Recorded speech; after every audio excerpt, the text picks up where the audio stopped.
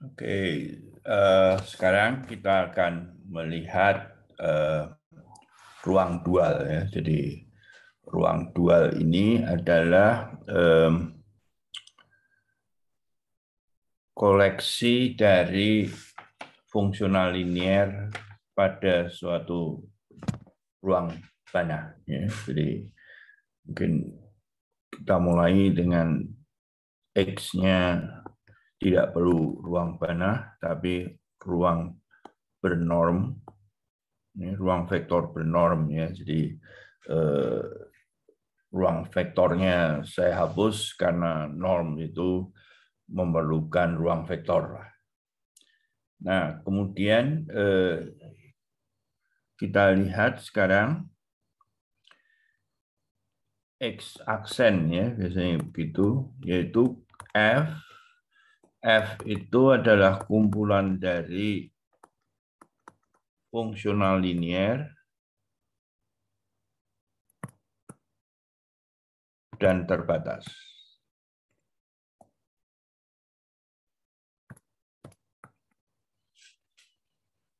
Jadi dikumpulkan semua. Nah, pertama tentang penjumlahan. Saya kira tidak masalah bahwa di X aksen dapat didefinisikan operasi penjumlahan ya. Jadi saya kira sudah kenal dan pasti sudah banyak dijumpai bahwa dua fungsional linier kalau dijumlahkan juga linier, dan kalau terbatas ataupun kontinu maka dia tetap jumlahnya kontinu. Juga di X aksen jadi dapat didefinisikan perkalian skalar. Nah, dengan cara ini kita sudah melihat bahwa X aksen itu merupakan ruang vektor.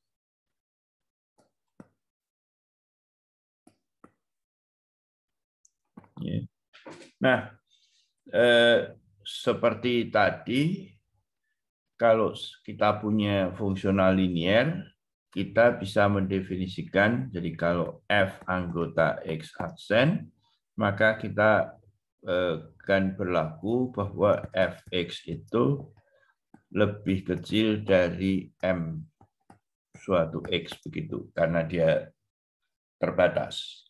Oleh karena itu, kita bisa mendefinisikan L itu sebagai suprimum dari harga Fx dibagi dengan norm X. Dengan X-nya tidak 0. Ini anggota kok. Ya, saya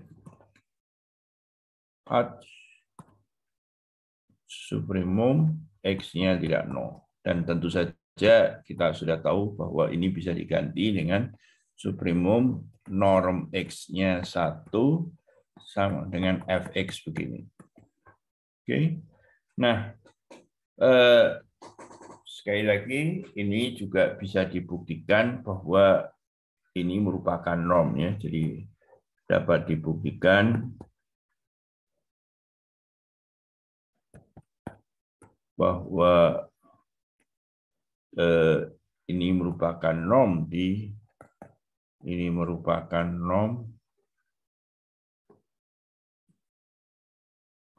di X aksen. Ya. Nah,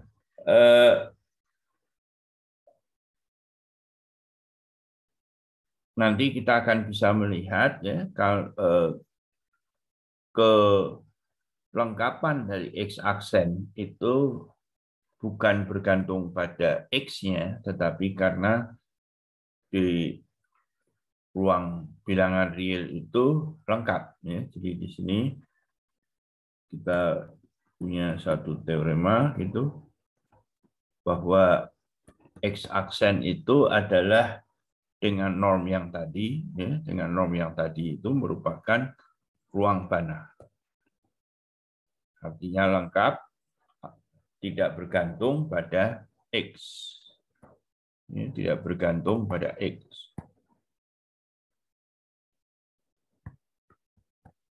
Nah, saya kira bukti seperti ini sudah saya ungkapkan banyak ya di video yang lalu, sehingga saya pikir kita lewatkan saja. Nah, sekarang kita bisa melihat begini ya. Jadi kalau X itu anggota X, ya, kita akan menulis begini. Jadi seakan-akan F, ya, jadi mungkin saya tulis lengkap dulu. X tersebut bisa saya mendefinisikan sesuatu fungsional juga, tetapi fungsionalnya di sini F ini menjadi XF dulu ya. Ini XF dulu yang pada akhirnya caranya menghitung adalah fx begitu. Ya. Nah, kita lihat bahwa pemetaan ini linier ya. Saya kira ambil XF plus G ya, yang bisa dihitung sebagai begini gitu, dan ini adalah Fx plus Gx, dan itu tiada lain adalah XF plus XG. Ya. Nah, jadi juga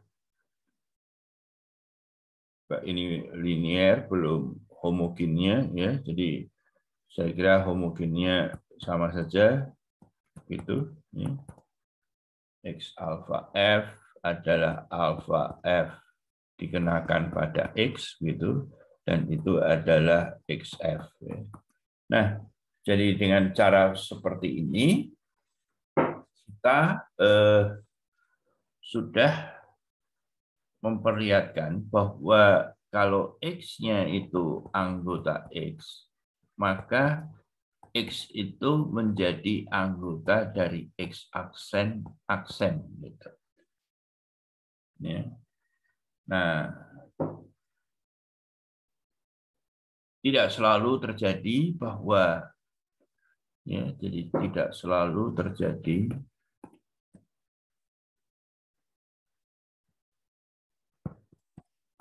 bahwa X aksen itu akan sama dengan X ya. Jadi dalam hal seperti ini, dalam hal terjadi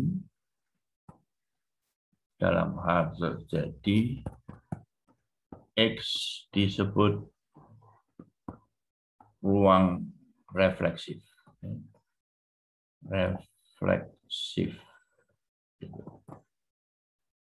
Ya, secara umum tentu saja secara umum X itu adalah subset dari X aksen gitu.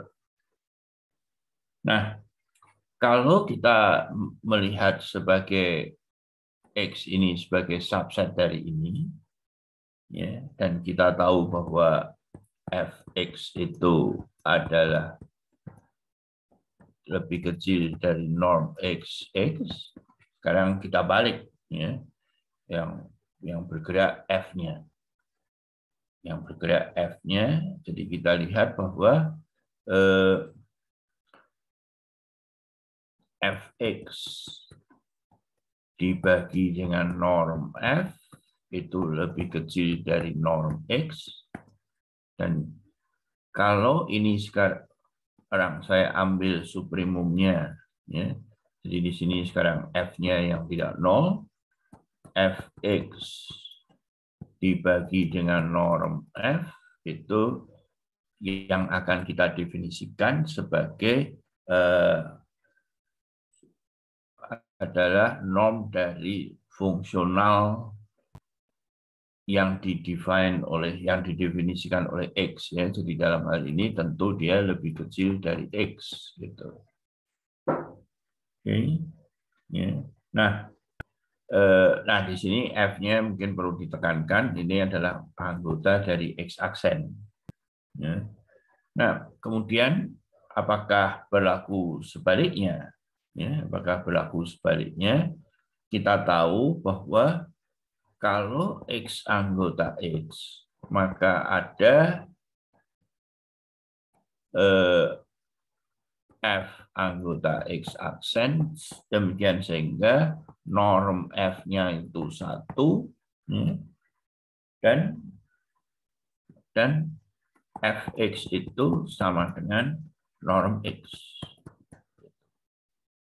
Jadi artinya supremum dari Fx dibagi norm F dengan F-nya tidak 0 dan tentu saja anggota X aksen ya, dan tentu saja anggota X aksen ini sama saja dengan supremum dari F-nya tidak 0 ya, cukup begitu, yang bawah 1, yang atas norm X.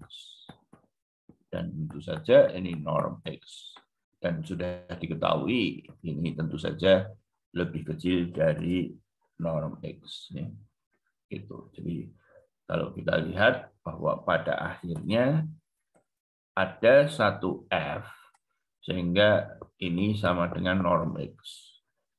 Ya, jadi dengan demikian kita mempunyai satu sifat bahwa norm X itu bisa dihitung melalui supremum dari F tidak 0, F-nya anggota X aksen, Fx dibagi dengan norm F gitu. Ya. Nah, oleh karena itu perilaku dualitas ini ada banyak yang menuliskan bentuk pairing juga ya, seperti hasil kali dalam. Jadi bentuk pasangan gitu, bentuk pasangan, sehingga ruang Banach ini mirip dengan ruang Hilbert gitu, bentuk pasangan yaitu X, F. Ya, mungkin bagusnya notasinya bukan begini ya, lebih bagus begitu. Sebab kalau yang kurung siku itu kan sudah kita pakai untuk hasil kali dalam ya. Jadi pasangan X-nya anggota X dan F-nya anggota X aksen. Nah, perhatikan bahwa bentuk ini linier terhadap ini dan juga linier terhadap ini ya. Jadi bentuknya bilinier, betul-betul serupa dengan bentuk hasil kali dalam. Nah, sekarang kita lihat ya, jadi sekali lagi kalau di ruang Hilbert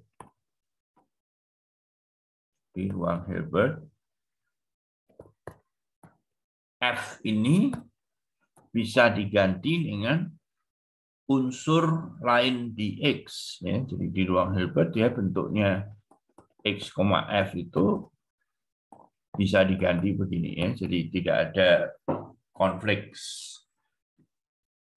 sesuai begitu. Ya, jadi oleh karena itu H itu ruang Hilbert, kemudian H aksen itu adalah H sendiri. Ya. Dengan demikian H double aksen juga H sendiri. Ya. Jadi oleh karena itu setiap ruang Hilbert itu ada refleksif. Oke, Nah,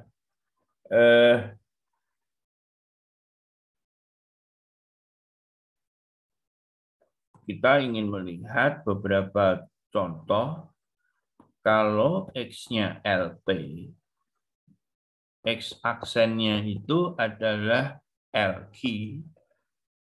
Jadi kalau ini P-nya lebih besar dari 1 ya, lebih besar 1, masih boleh ya. Maka X aksennya itu sama dengan LQ ya. Dengan seper P ditambah seper Q sama dengan 1. Ya, hati-hati, tapi L Taingga itu fungsionalnya bukan, dualitasnya bukan L1 ya. Jadi perhatikan ini mungkin diyakinkan bahwa dia tidak sama. Ya. Jadi B kalau X-nya CAB ya, maka X aksennya itu adalah ruang fungsi dengan bounded variasi itu ya. Nah, gitu ya. Mungkin ada di buku, saya lihat soalnya tidak banyak di situ, jadi ya mungkin tidak saya tekankan gitu. Ya. Nah, kita akan melihat bahwa dalam hal ini, ya, dalam hal ini itu betul-betul perluasan dari fungsional linier ya. Jadi kalau kita balik lagi ke ruang Hilbert, katakanlah ya cukup R2 saja, maka fungsional linier X itu adalah punya bentuk ini adalah fx1, x2 itu punya bentuk A1x1 plus A2x2 begitu ya. Jadi ini adalah XA begitu. Nah, kalau X-nya di LP nanti juga akan bentuknya fungsional itu adalah sigma ya, sigma dari XI YJ gitu. Kok YJ? YI ya. I dari 1 sampai Taingga. Ya. Nah, saya belum membuktikan ini ya. Saya belum membuktikan ini. Saya hanya agak langsung saja. Nah, kalau yang B ya, jadi kalau F X ya, jadi di sini X-nya anggota CAB, X-nya anggota CAB, maka Fx ini bisa ditulis dalam bentuk AB XT kali DGT, jadi ini integral Riemann-Stieltjes dengan G-nya itu fungsi bounded variasi begini. Ya. Nah, jadi detail dari ini ada di buku. Ya. Tapi saya tidak akan saya buktikan. Ya. Tapi saya akan melihat adanya satu bukti yang bagus untuk pertaksamaan Minkowski ya. Jadi dia mulainya itu adalah mulai dibalik begitu. Ya. Mulai dibalik. Jadi bukti lain dari pertaksamaan Minkowski,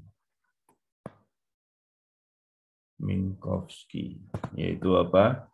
Kalau P lebih besar 1, X plus Y di P lebih kecil dari norm XP. Kita sudah membuktikan ini ya, tetapi dengan cara lain dari suatu fungsi yang tiba-tiba seperti itu.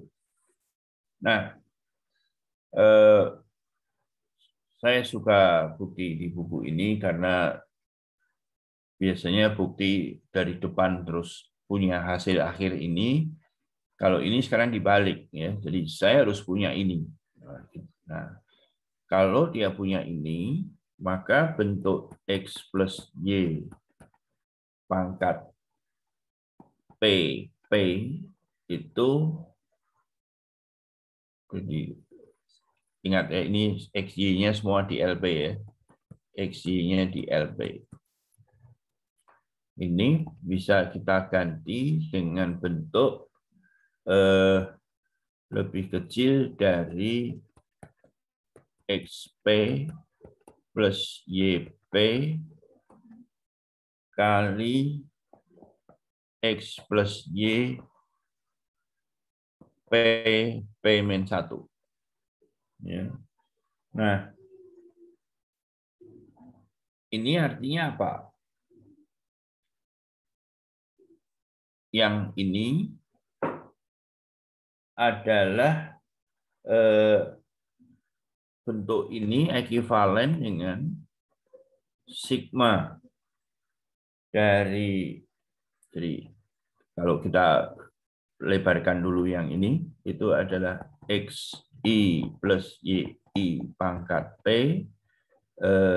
I dari 1 sampai hingga, itu tentu saja bisa saya ubah seperti tadi, ya, yaitu sigma dari I1 sampai hingga XI plus YI pangkat P min 1 plus sigma I saja gitu ya. Saya kira saya tidak perlu menulis sampai YI XI plus YI pangkat P min 1 gitu. Dan itu adalah di sebelah kiri ini tetap ya, jadi lebih kecil dari norm XP kali X plus Y P min 1 plus norm YP X plus Y P min 1. Ya, jadi ini kita tulis dengan cara lain. Nah, jadi kita cukup sekarang membuktikan kalau ini lebih kecil dari ini dan ini lebih kecil dari ini. Jadi kita cukup, karena ini bentuknya serupa, kita cukup membuktikan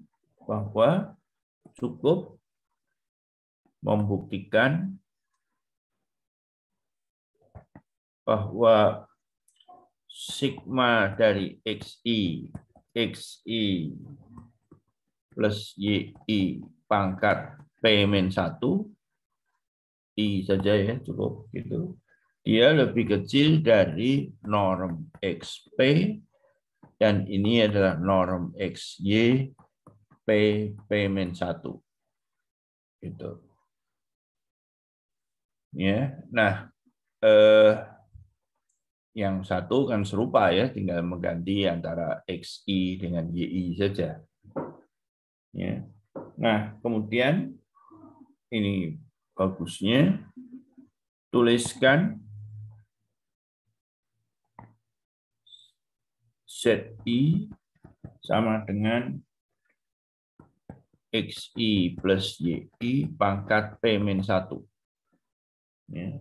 Nah, dengan tulisan ini, bentuk X plus Y pangkat P min 1 itu kan adalah bentuk begini ya, jadi bentuk sigma ya, sigma dari I XI plus YI pangkat P itu ya,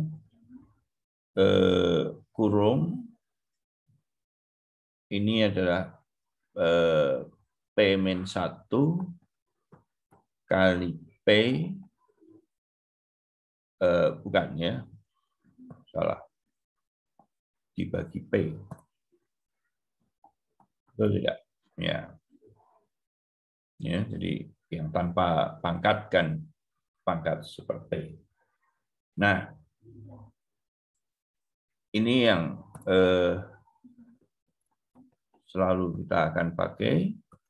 Seperti ditambah seperti itu sama dengan 1/Q 1 - seperti, jadi P-1/P. Ya, jadi ini adalah menjadi pangkat Q. Gitu. Jadi langsung lagi ke sini. Itu kita akan memperoleh sigma I. Nah, ini sekali juga ya. Jadi set I P per P-1 juga. Gitu. Oke. Nah, ini harusnya gini. Pangkat yang tadi sudah kita lihat seperti ya. Dan ini menjadi Q ya. Jadi sigma dari I set I pangkat Q seperti gitu. Nah, ini yang kita lihat sebagai bentuk norm dari Q begini. Ya. Nah, jadi kita lihat kembali ke sana ini. Ya. Jadi kita akan membuktikan bahwa bentuknya sayang ini ya. Ya. Jadi bentuknya adalah saya tulis dulu di sini. Sigma dari XI, ini kan tadi Z ya. ZI gitu. Ya, gitu. Oke. Jadi perkalian itu, jadi kita akan membuktikan bahwa akan dibuktikan bahwa sigma XI kali ZI dijumlahkan terhadap I itu akan lebih kecil dari norm XP dikali norm ZQ. Ya, gitu. Ya.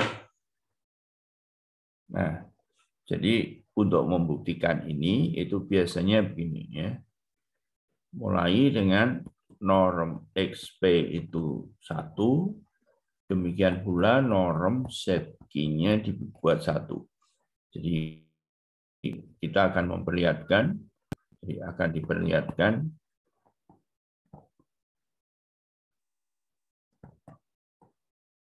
bahwa sigma dari XI kali ZI itu kurang dari 1 kalau ini terjadi.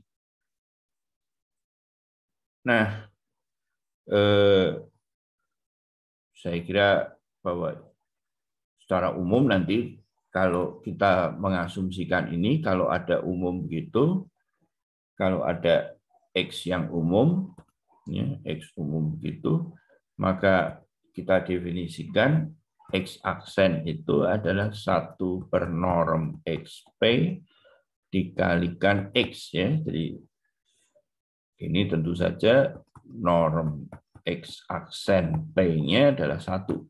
Jadi saya kira kalau ini sudah terbukti, maka yang umum juga sudah terbukti. Nah, kemudian kita lihat bahwa untuk membuktikan itu, ya, untuk membuktikan itu kita buktikan bahwa dia bentuk ini ya, jadi AB lebih kecil dari A pangkat P per P ditambah BQ per Q. Gitu. Nah, jadi kemudian dijumlahkan. Ya. Jadi dijumlahkan sigma I, A-nya diganti XI, ganti ZI. Ya. ZI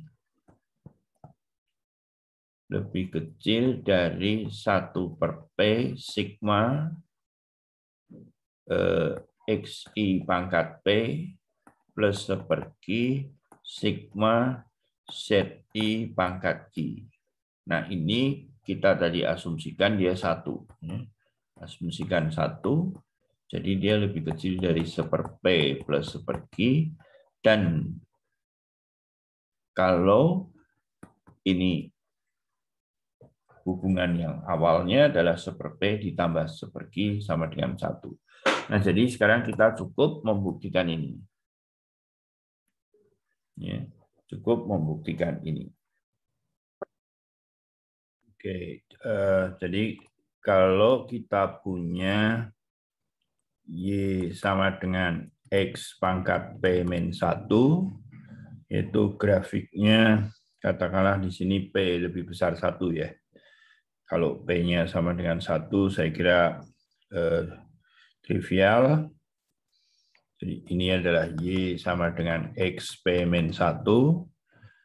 Kemudian grafik ini kalau saya baca dari sini, itu artinya adalah grafik X sama dengan Y pangkat 1 per P min 1.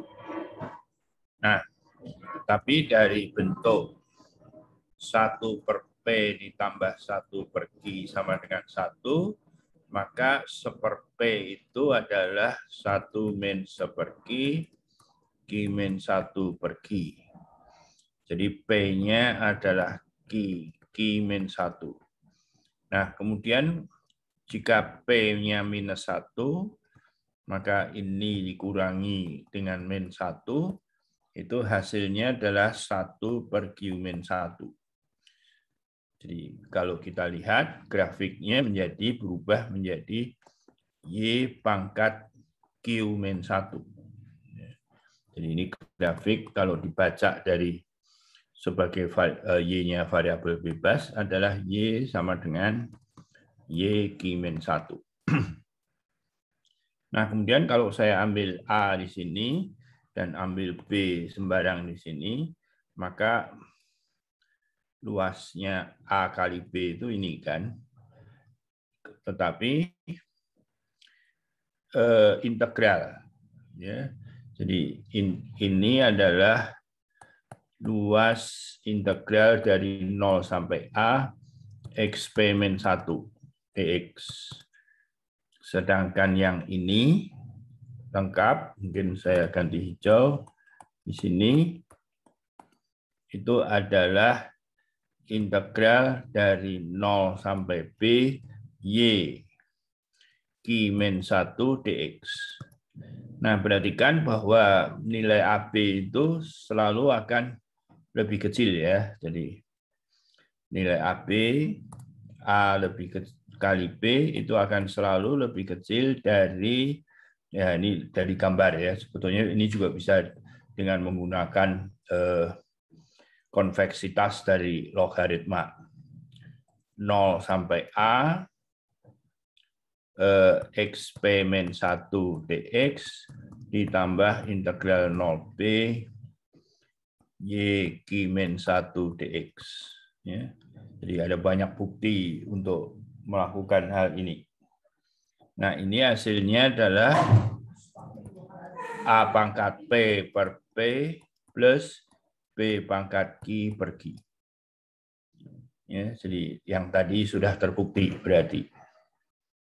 Nah, ini sudah terbukti, jadi oleh karena itu dia lebih kecil 1, sudah terbukti. Nah, jadi sekali lagi kita bisa melihat bahwa kalau X-nya itu anggota LP, kemudian F itu anggota LP aksen, maka bentuknya fx itu adalah sigma dari, ini saya belum ya, tapi saya kira ini mudah, yaitu xi kali katakanlah yi gitu, i dari 1 sampai taingga. Nah, kemudian kita cukup memperlihatkan bahwa barisan EYI ini masuk di LQ. Saya kira tidak ada sesuatu yang istimewa di situ, jadi tidak saya masukkan di dalam video ini. Jadi sampai ketemu di video berikutnya.